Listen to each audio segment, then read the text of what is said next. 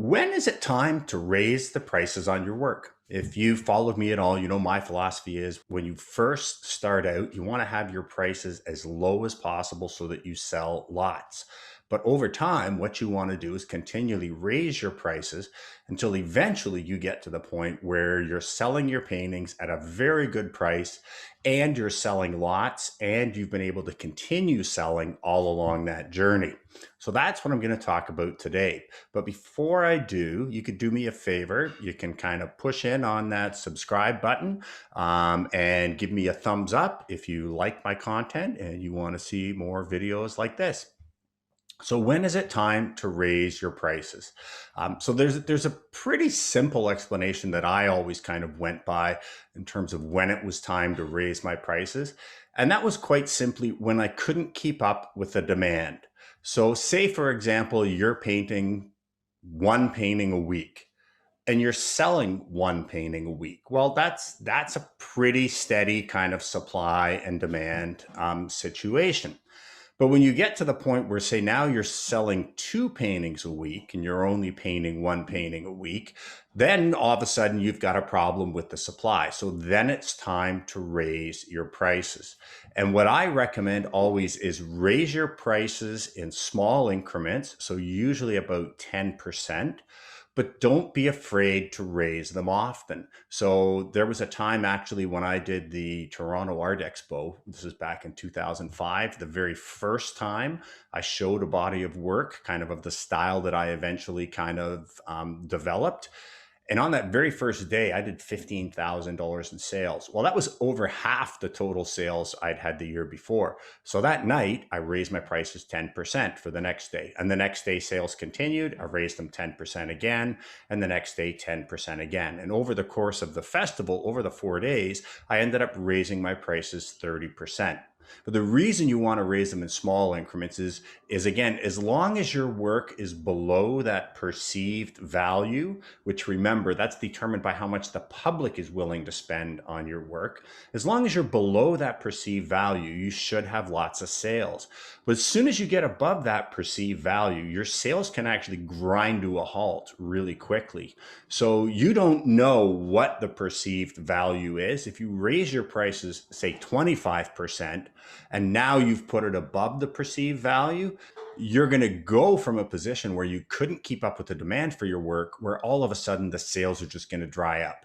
And then you're going to have to lower your prices. And that's the thing you want to avoid at all costs. You never want to have to come back and lower your prices. First of all, it's very confusing to your clients and your customers if they see your work at a particular show or festival or online at a certain price and they come back 2 weeks later and it's less. That's not going to make them confident about buying your work.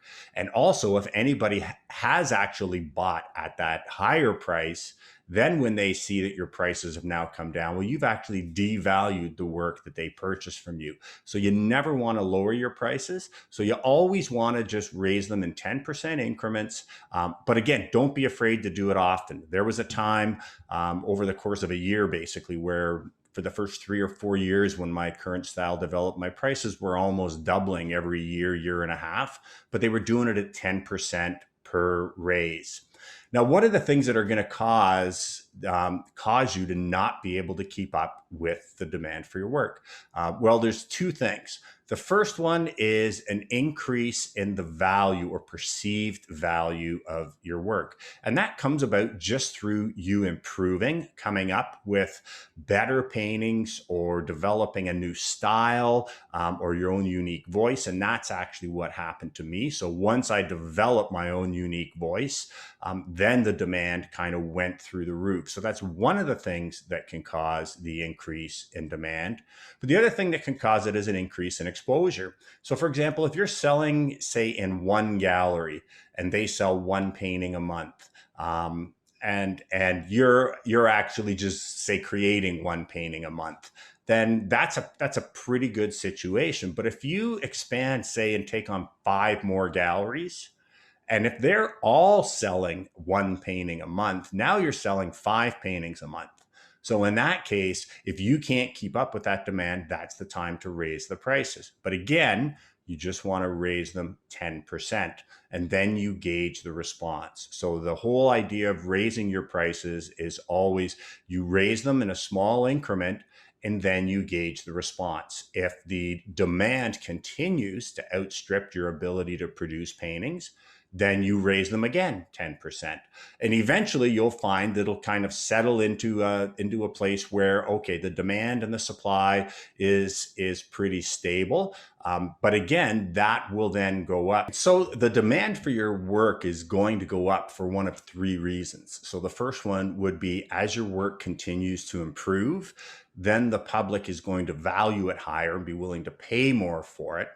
Another thing is exposure. As you increase your exposure, then more and more people are going to see your work. And if like 5 out of 100 people would be interested in purchasing your work, when you get that work in front of 1,000 people, then likely 10 times as many people would be interested in purchasing it.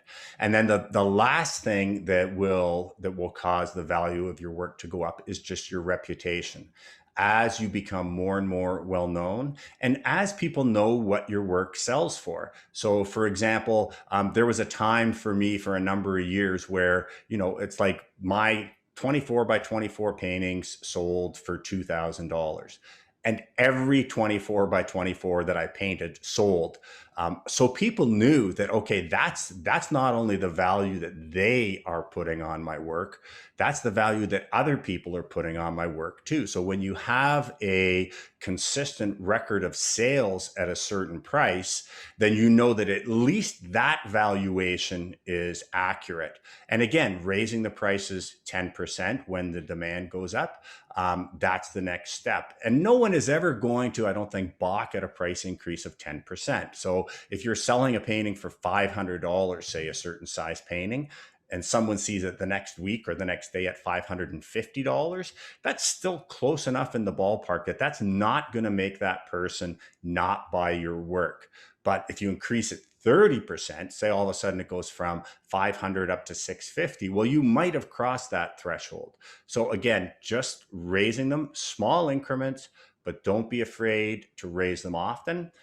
And it doesn't really matter where your prices are when you start. It's just that continuing 10%, 10%, 10%. It's like the power of compound interest. And I'll just finish with one little thing about that. Again, many of you know Brooke Cormier, the young artist that I mentored starting about 5 years ago. She started out selling small little 4-inch by 4-inch paintings for $10 at art festivals. And now 6 years later, her work actually sells for about the same or even more than my work for a similar size piece. So don't be afraid to start very low, but then raise your prices as the demand goes up, raise them in small increments, but raise them often. Now, if you don't know where to actually price your work starting out, I have a video on how to price your artwork when you're starting out. And I also have another one about just selling your work in general. Should you consider selling your work, and when should you consider selling your work? And if you want to learn more about selling your artwork, I have an in-depth hour-and-a-half free webinar, 10 keys to selling your art. I'll put a link in the description underneath, but you can also go to www.aspiringartist.ca and you can just click on there and register for the webinar and you can watch it for free.